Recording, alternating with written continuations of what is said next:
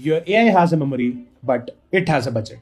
Hi everyone, welcome to day 6 of 50 days GenAI challenge. On day 5, we saw how developers simulate memory, but here is the problem. If we keep sending all previous messages every time, won't that grow forever? Now let's try to understand this with an example.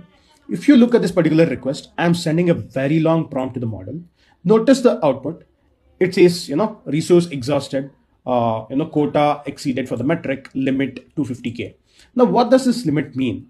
This is nothing but we have the context window limit. That is, now let's assume that I am sharing an information with you. If I share all the information in a one conversation with you, how much information can you process, right?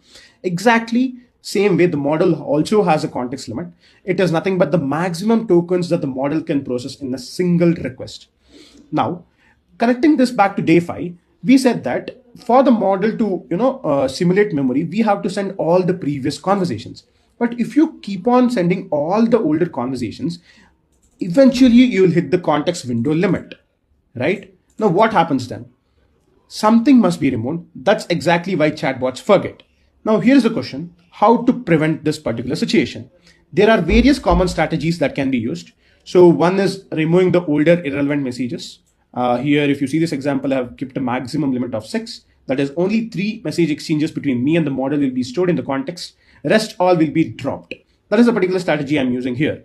The other strategies are, summarization, where instead of keeping the full conversation, generate a summary and send it, or using a RAG system. This is what people mean when they talk about building memories or, memory optimizations for AI systems. So memory is not magic. It is managing context with a fixed token budget, and that token budget is called as context window.